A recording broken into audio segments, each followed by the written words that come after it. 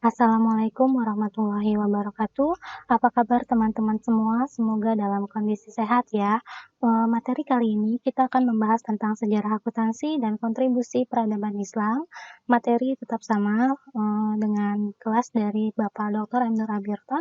Yang pertama kita bahas di sini apa aja sih yang akan kita pelajari. Yang pertama terkait dengan konteks sejarah akuntansi, kedua ruang lingkup sejarah akuntansi, ketiga periodisasi sejarah akuntansi, keempat, hubungan pedagang Muslim dan Eropa, kelima, hubungan Muslim terhadap akuntansi, dan keenam, perkembangan sejarah akuntansi Islam. Nah, di sini untuk mempelajari sejarah akuntansi terdapat dua konteks utama, yaitu yang pertama memahami produk pemikiran yang timbul pada suatu periode tertentu yang sudah berlalu dan relevan dalam pengembangan akuntansi. Yang kedua, mempelajari peninggalan material yang bukan bersifat pemikiran, antara lain berupa bukti-bukti pembukuan, sistem database, desain organisasi, dan lain sebagainya yang relevan dengan pengembangan akuntansi. Nanti berarti yang akan kita bahas adalah terkait dengan bagaimana sejarah akuntansi dari dua konteks utama ini ya. Yang pertama dari produk pemikirannya, yang kedua dari peninggalan material. Nah, untuk ruang lingkup kajian sejarah akuntansi, di sini ada struktur analisis dan hubungan kajian sejarah akuntansi, terdiri dari beberapa bidang dan beberapa aspek utama. Yang pertama dari sisi biografi, aspek utama yang dipelajari dari sisi biografi adalah pengaruh individu kunci terhadap konsep, praktik, dan institusi akuntansi. Nanti akan kita bahas misalnya terkait dengan pengaruh individu kunci, misalnya terkait dengan Bapak akuntansi modern misalnya Lukas Pacioli yang mengembangkan akuntansi dan praktik-praktik akuntansi dalam institusi Yunani. Terus yang kedua, sejarah institusional terkait dengan tradisi profesi dan organisasi akuntansi. Mungkin teman-teman yang sudah resum juga mencatat ini, tradisi profesi dan organisasi akuntansi antara periode sejarah yang sifatnya konvensional dengan yang Islam tentu akan berbeda. Misalnya terkait dengan masa para sahabat, teman-teman baca ada yang namanya diwan.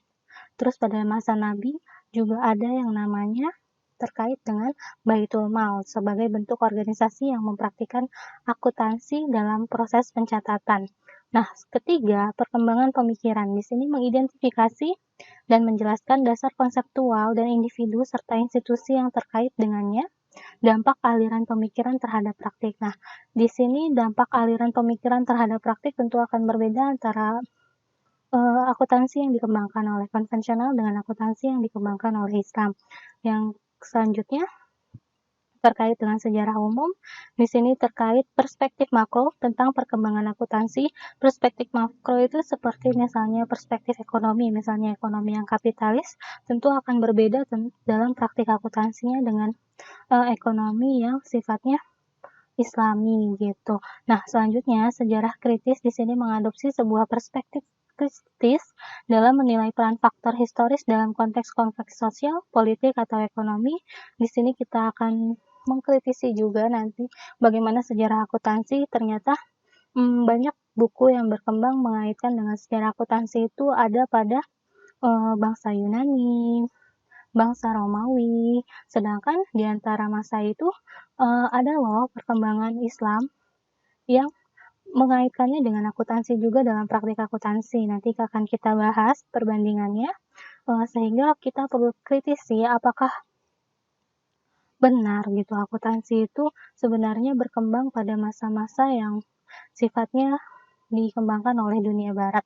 Nah, selanjutnya database taksonomi dan bibliografi mencari sumber informasi utama, mendukung riset-riset kontemporer dan historis, serta yang terakhir adalah historiografi.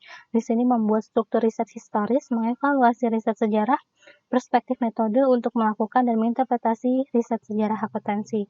Nah, berikutnya kita langsung masuk saja di sini. Seperti yang saya singgung sebelumnya adalah terkait dengan garis kontinum sejarah akuntansi.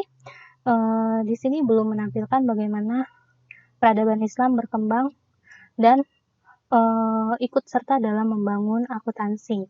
Nah, yang pertama adalah pada masa Mesir. Di sini ketika pada masa Egyptian period atau periode Mesir, ada ribuan bukti dalam akuntansi berupa catatan-catatan di dalam kulit kayu berupa papyri, biasanya disebut seperti itu. Di sini berarti manusia sudah mulai mengenal adanya pencatatan. Di sana juga ditemukan gudang-gudang yang berisi koin dan token serta emas dan perhiasan lainnya. Di sini juga mengenalkan bahwa akuntansi itu terdiri dari dua sistem, yaitu yang sifatnya tunai dan sifatnya non-tunai. Nah, selanjutnya untuk pada masa Babilonia, di sini juga ditemukan catatan akuntansi, tapi dalam bentuknya sudah mulai beralih pada bentuk tanah liat, ya. Jadi dibuat tablet-tablet yang berbahan baku tanah liat, lalu dilakukan pencatatan terkait dengan penerimaan dan pengeluaran serta proses produksi. Nah, jika penerimaan di sini dicatat berdasarkan sejarah siapa yang menerima, siapa yang memberikan, berapa nominalnya, dan tanggalnya tanggal berapa, atau periode waktunya kapan. Pengeluaran juga sama, siapa yang mengeluarkan, keperluannya apa, terus penerimanya siapa, dan keterjadiannya kapan. Serta untuk proses produksi, pencatatannya terkait dengan apa yang dibuat atau apa yang diproduksi, terus terkait dengan kepada siapa produksi ini akan dijual, ya, atau produk ini akan dijual. Selanjutnya kita beralih pada masa Greek period 1000 sebelum Masehi sampai dengan 1 Masehi. Di sini pada Greek period atau periode Romawi, di sini pencatatan juga mulai dilakukan khususnya terkait dengan kegiatan yang ada di rumah ibadah. Terus sudah ditemukan juga koin-koin sebagai alat tukar, dan pencatatan juga dilakukan oleh setiap departemen.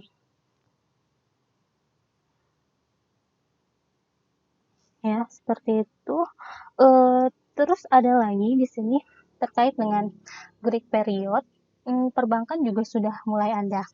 Ya, pada masa Greek period, sistem perbankan juga sudah mulai ada. Di sini terkait dengan pencatatan dalam buku rekening. Selanjutnya pada masa Romawi, ya, Roman period atau masa Romawi, di sini sudah mulai banyak pembangunan bangunan-bangunan, ya. Kalau kita ingat bangsa Romawi pasti bangunannya yang megah-megah seperti itu. Di sini pemerintahan juga sudah menggunakan catatan harian, perbankan juga sudah menggunakan catatan hariannya, tapi yang catatan harian ini kemudian beralih pada sistem buku kas, ya. Sudah mulai menggunakan sistem buku kas. Kenapa seperti itu? Karena dikaitkan dengan ketika mereka menentukan pajak kepada masyarakat. Terus kalau pada masa Romawi ini kita kaitkan dengan bangunan-bangunan yang megah, berarti di sini mereka juga sudah mulai mengenal yang namanya perhitungan untuk membangun suatu gedung, atau biasanya kita ukur menggunakan harga perolehan yang kita sebut, ya. Nah, di sini juga berdasarkan sejarah menyebutkan ketika pembangunan itu arsitek sudah mulai menilai gedung sebesar harga perolehannya, tetapi mereka juga sudah mampu mengenal konsep yang namanya penyusutan atau depresiasi, di mana harga perolehan ini setiap tahunnya akan dikurangi sebesar 1/8, gitu. Bangsa Romawi ini periodenya dari 1 Masehi hingga 5 Masehi, kemudian dilanjutkan dengan feodalisme atau Dark Age. Di sini terkait dengan Dark Age itu, akuntansi mulai berkembang dan saling menutupi dengan perkembangan ekonomi yang sifatnya kapitalis. Ya, jadi pada masa feodalisme atau Dark Age ini sudah mulai dikenal perekonomian yang sifatnya kapitalis. Selanjutnya pertanggungjawaban juga dilakukan dari bawahan kepada atasan, ya. Seperti itu untuk bangsa pada masa feodalis dan Dark Age. Jadi ada perkembangan ekonomi yang sifatnya lebih kapitalis, terus menggunakan juga sistem pertanggungjawaban kepada atasan. Terus di sini juga masih terkait dengan pajak, ya, karena kapitalis, tentu pajaknya juga menjadi hal yang sangat penting di sini untuk pendapatan mereka. Juga dilakukan pencatatan untuk setiap pendapatan yang berasal dari pajak. Berikutnya di sini adalah masa Renaissance atau Industri Revolution. Kalau kamu kenal sekarang revolution industri, ya. Di sini dari 15 Masehi sampai dengan 18 Masehi. Untuk masa revolusi industri tentu teman-teman ingat di sini ada peralihan tenaga kerja menjadi mesin, ya, semua pekerjaan manusia sebagian besar digantikan oleh mesin, sehingga pada masa ini para pengusaha membutuhkan modal yang cukup besar untuk mendapatkan atau untuk bertahan dalam masa ini, sehingga di sini sistem perbankan juga menjadi lebih canggih, terus pencatatan dari sisi pinjaman juga lebih diperketat, seperti itu berdasarkan sejarahnya. Terus di sini juga sudah mulai dikenal yang namanya saham karena kebutuhan dana atau modal tersebut. Nah, berikutnya yang terakhir terkait dengan akuntansi modern. Ya, akuntansi modern ini muncul setelah yang namanya revolusi industri, di mana segala sesuatunya sudah berganti dengan mesin. Tentu dalam praktik akuntansi juga sudah sesuai dengan perkembangan yang ada pada masa tersebut, di mana akuntansi tentu sudah memiliki catatan-catatan mungkin dalam bentuk yang sifatnya software. Akan tetapi di sini terkait dengan akuntansi modern, perkembangannya adalah akuntansi sudah berkembang menjadi yang namanya financial accounting, ya, financial accounting atau akuntansi keuangan, juga berkembang yang namanya cost accounting atau akuntansi biaya. Karena pada masa ini adalah masa kelanjutan dari revolusi industri, berarti di sini setiap perusahaan tersebut sudah mulai mempertimbangkan apa sih yang namanya akuntansi keuangan. Terus yang berikutnya adalah terkait dengan cost accounting, bagaimana mereka menentukan biaya produksi dari perusahaan tersebut dalam memproduksi suatu produk. Dan yang terakhir adalah terkait dengan perkembangan yang namanya akuntansi manajemen. Ya, ketika dibilang akuntansi manajemen, tentu teman-teman akan mengingat akuntansi manajemen itu menggabungkan antara akuntansi keuangan dan akuntansi biaya, yang tujuannya adalah untuk mengambil keputusan dari si manajer. Nah, dalam akuntansi modern ini semuanya sudah mulai berkembang sehingga lebih jelas nih praktik akuntansinya. Nah, berikutnya terkait dengan prinsip akuntansi juga mulai berkembang pada masa ini. Ya, jadi sudah mulai dikenal yang namanya prinsip akuntansi dalam menyusun laporan keuangan, seperti itu. Kalau sudah, kita lanjut.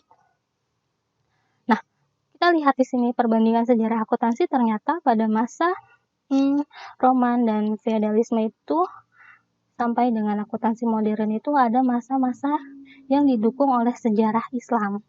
Ya, sejarah akuntansi dalam perspektif Islam di sini berkembang pada masa kenabian. Yang pertama, pada masa Nabi, tentu kita mengingat bahwa turunnya Al-Quran dalam surat Al-Baqarah ayat 282, ya, yang sebelumnya teman-teman sudah baca dan kita telah sampai dengan terjemahannya. Di sini pada masa kenabian itu pada tahun 610 sampai 632 Masehi. Nah, di sini peradaban Islam pada masa Nabi itu telah berkembang juga terkait dengan sistem pencatatannya.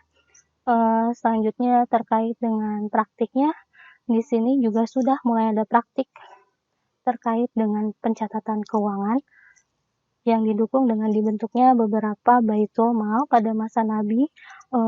Baitul Mal ini digunakan untuk mengelola dan menampung seluruh penerimaan negara yang berasal dari zakat salah satunya, terus juga berdasarkan dari pajak seperti misalnya pajak pertanian dan pajak perlindungan. Nah, pada masa kenabian ini berarti pada masa Nabi Muhammad SAW, ya. Berikutnya, jika kita melihat sejarah pada masa kenabian, Nabi juga kan menggunakan sistem perdagangan.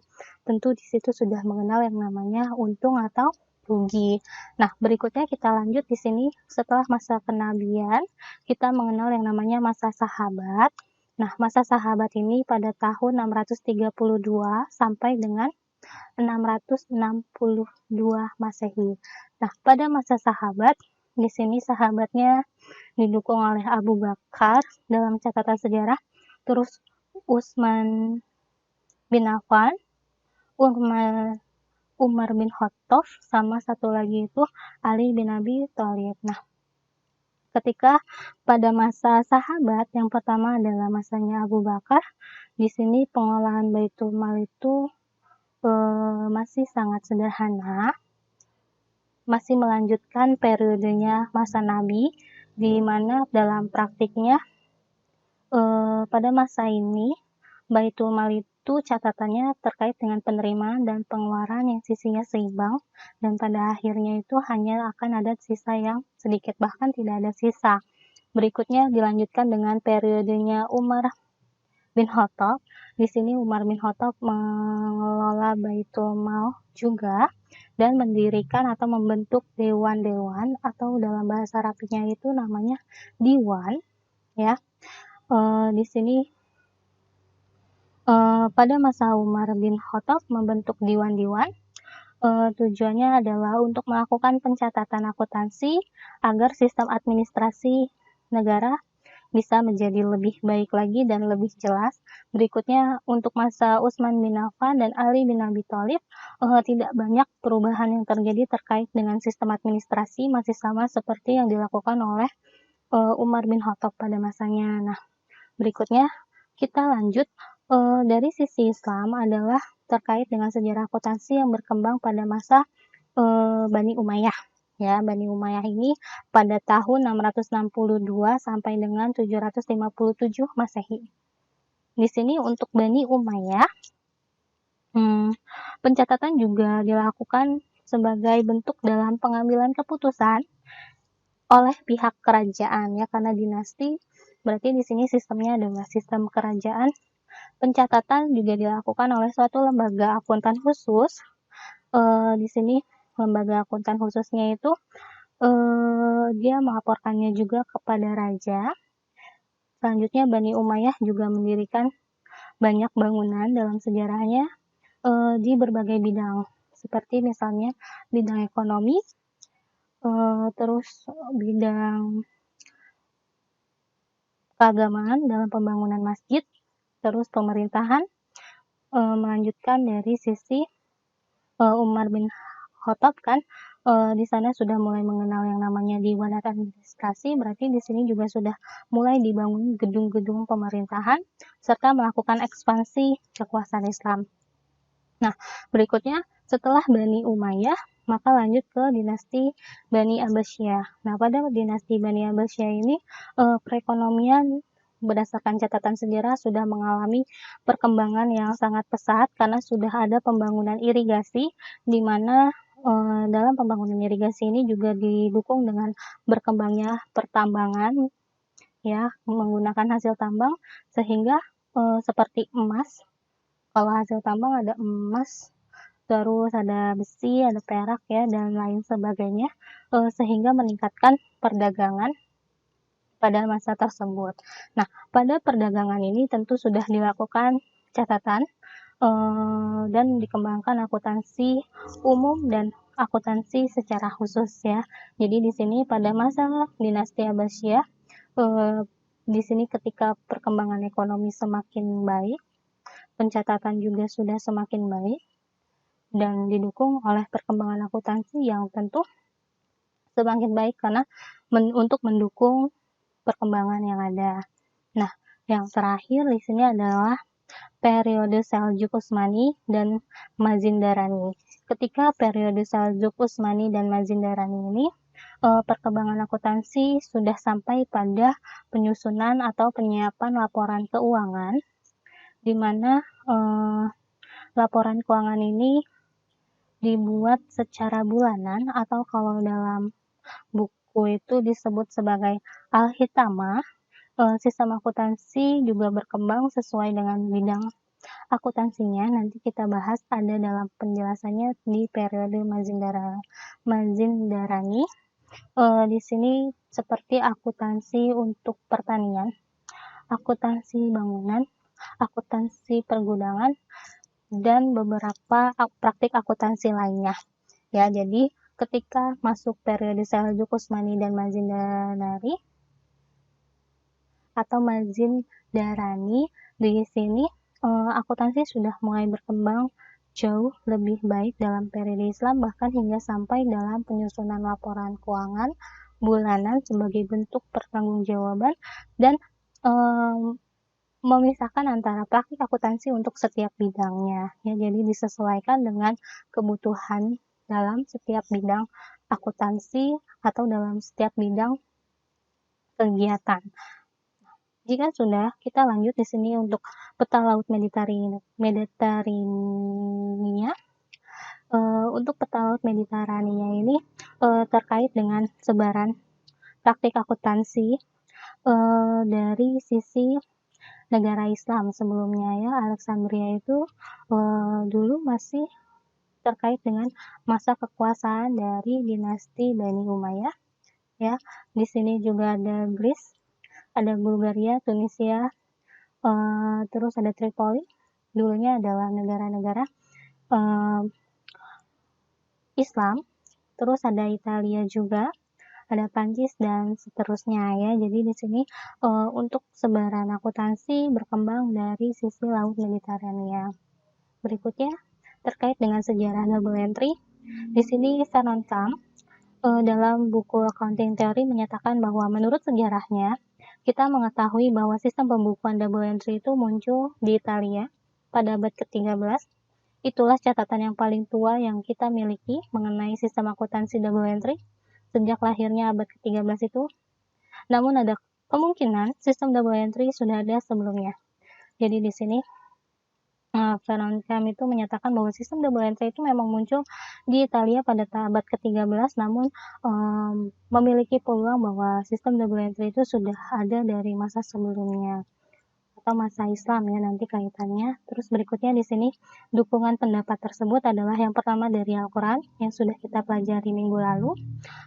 Terus yang kedua dari pendapatnya Muhammad Khair. Di sini pembentukan pertumbuhan perusahaan di lingkungan pasar, di mana ada jiwa kapitalis, aspek sosial dan tujuan akhir bukan laba, tetapi kepuasan masyarakat. Nah, di sini ketika dibilang jiwa kapitalis, Islam tentu tidak mempraktikkan jiwa kapitalis tersebut. Terus aspek sosial, di sini ketika Islam dalam lingkungan ekonomi, aspek sosialnya adalah tujuannya untuk tolong menolong dan tujuan akhirnya bukan laba tetapi kepuasan masyarakat. Berarti selain tolong menolong dan memudahkan masyarakat satu dengan yang lainnya, maka di sini untuk mencapai kepuasan masyarakat di mana masyarakat dapat membeli kebutuhan mereka dengan mudah. Nah, selanjutnya pendapat dari Dr. Ali Shauki Ismail Sehata. Di sini peradaban Baitul Mal. Tadi peradaban Baitul Mal itu sudah muncul sejak masa Nabi. Terus yang terakhir adalah menurut pendapatnya Hendrickson, di mana penemuan angka Arab sangat membantu perkembangan akuntansi. Nah, kita tahu bahwa angka 0 itu kalau teman-teman sudah resume dikembangkan oleh Bapak peradaban Islam bernama Al-Hawarizmi. Di sini beliau yang mengembangkan pencatatan dalam angka 0 yang seperti kita kenal sekarang, mengembangkan yang namanya aljabar, logaritma, dan ilmu matematika lainnya.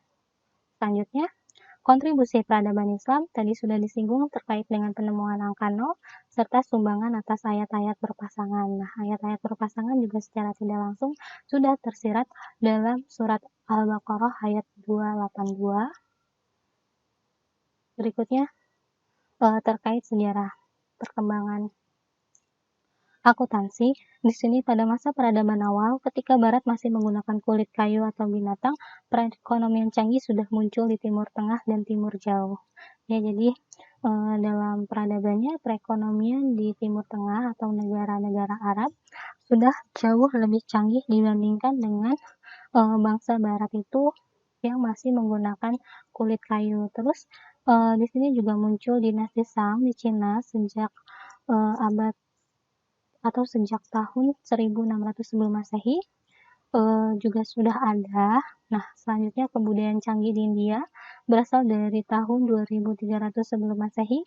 Piramida-piramida megah di Mesir sudah ada sejak 4000 tahun yang lalu. Kebudayaan bangsa-bangsa kuno itu disempurnakan oleh dalam kebudayaan Yunani kuno. Terkenallah pemikiran seperti Plato, Aristoteles, Pythagoras, dan sebagainya. seorang murid Aristoteles, juga Alexander Agung tahun 332 sebelum Masehi mendirikan sebuah perpustakaan di Alexandria, Mesir yang menampung 5.000 manuskrip. Nah, akuntansi sudah muncul pada masa-masa dini. Nah, berikutnya pengaruh bangsa Barat, pengaruh bangsa Arab atau Islam. Di sini, menurut Littleton, Arab atau Islam memberikan pengaruh penting dalam pengembangan akuntansi. Terus suatu abad setelah wafatnya Nabi Muhammad, Islam sudah menyebar sampai ke Afrika, seluruh Timur Tengah, dan sebagian Eropa. Dan yang terakhir pada tahun 765 Masehi atau masa Khalifah Abbasiyah, pusat pemerintahan dipindahkan ke masa Irak yang sekarang atau Baghdad. Disinilah didirikan sebuah pusat studi dan perpustakaan terbesar pada milenia pertama di dunia yang bernama Bait al-Hikmah. Dari sinilah ilmu pengetahuan kembali dikembangkan. Jadi di sini pengaruh bangsa Arab atau bangsa Islam itu sangat penting, bahkan sampai mendirikan suatu pusat studi dan perpustakaan untuk mengembangkan pengetahuan lebih jauh lagi. Nah, hubungan pedagang Eropa dan Muslim di sini, pedagang-pedagang Italia dan negara-negara Eropa lainnya memperoleh pendidikan pertamanya dalam menggunakan metode bisnis yang canggih dari rekan bisnis mereka dari daerah sekitar Laut Tengah. Berarti di sini Laut Tengah biasa dijadikan sebagai satu tempat untuk terjadinya perdagangan antara bangsa Eropa dan bangsa Muslim. Nah, yang kebanyakan mereka adalah Muslim, walaupun terdapat juga sebagian Yahudi dan Nasrani. Jadi, hubungan pedagang Eropa dan Muslim ini bertemunya adalah di negara Italia dan negara-negara Eropa lainnya juga memperoleh pendidikan di sekitar Laut Tengah. Gitu.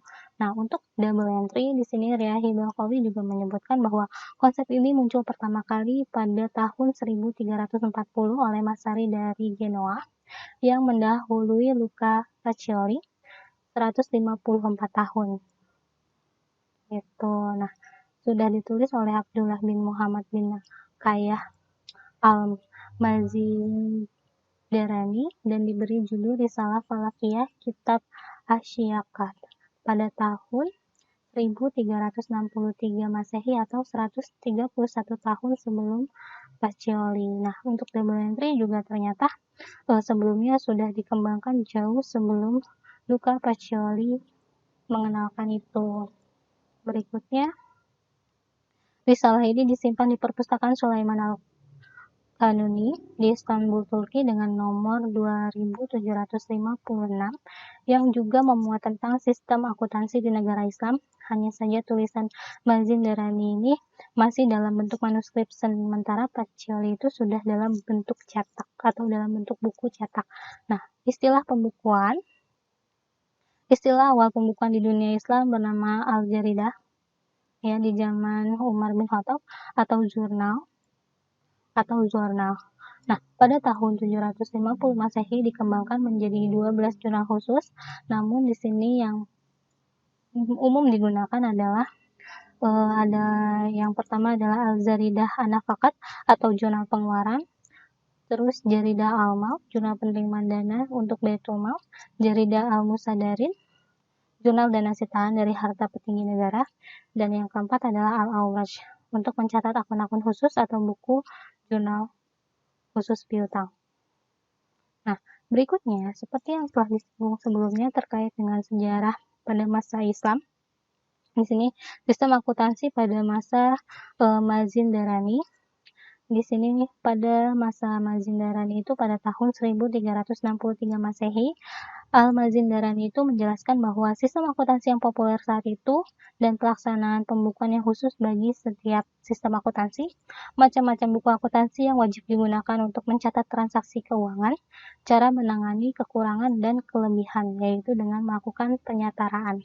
Nah, sistem akuntansi yang populer terkait dengan akuntansi bangunan, akuntansi pertanian, akuntansi pergudangan, akuntansi pembuatan uang, serta akuntansi dalam pemeliharaan binatang. Untuk saat ini, perkembangan akuntansi Islam bagaimana? Nah, akuntansi Islam itu sudah dibentuk suatu badan terkait dengan bagaimana mengelola institusi yang berbasis syariah, yaitu kalau kamu cari di sini ada AAYV. Di sini sudah berdiri sejak tahun 1991 yang berbasis di Bahrain. Terus di sini tujuannya adalah untuk mengatur tentang institusi non-profit atau organisasi non-profit skala internasional dan mengembangkan standar untuk industri Islami atau industri keuangan Islami secara global atau secara internasional.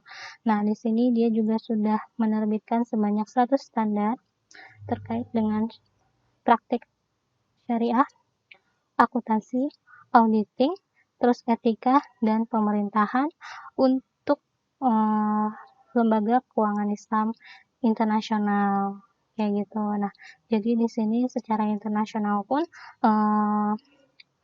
lembaga keuangan Islam sudah diatur, sudah menjadi perhatian bagi dunia internasional. Bagaimana dengan di Indonesia? Di Indonesia ini sudah ada yang namanya standar akuntansi keuangan syariah, ya, standar akuntansi keuangan syariah yang di sini untuk masa terakhirnya itu efektif per 1 Januari 2018. Ya, ada 12 standar di sini. Untuk standarnya itu ada 11. Yang pertama itu terkait dengan kerangka dasar dalam penyusunan dan penyajian laporan keuangan syariah. Akan kita pelajari pada beberapa pertemuan ke depan. Terus ada PSAK 59 terkait dengan akuntansi perbankan. PSAK 101 penyajian laporan keuangan syariah. PSAK 102 akuntansi murabaha. PSAK 103 akuntansi salam. PSAK 104 akuntansi istisna. PSAK 105 akuntansi mudharabah. PSAK 106 terkait dengan akuntansi musyarakah. PSAK 107 akuntansi ijarah. PSAK 108 akuntansi transaksi asuransi syariah. Ya, jadi kita pelajari juga ini transaksi akuntansi syariah. Jadi teman-teman ketika resum juga bisa mengacu pada PSAK ini. Yang kita bahas kan ada yang namanya akuntansi perbankan syariah sama akuntansi transaksi asuransi syariah. Terus ada PSAK 109 akuntansi zakat dan infak. Terus PSAK 110 akuntansi sukuk. Nanti juga kita akan pelajari yang terakhir adalah PSAK 111 akuntansi waqaf. Jika sudah, ini semua perkembangan mutakhir akuntansi Islam atau akuntansi keuangan syariah yang kita kenal saat ini di Indonesia. Jadi sudah diatur oleh Ikatan Akuntan Indonesia dalam praktiknya. Mungkin itu saja yang bisa saya sampaikan. Terima kasih atas perhatian dari teman-teman. Mohon maaf jika ada kekurangan. Wassalamualaikum warahmatullahi wabarakatuh.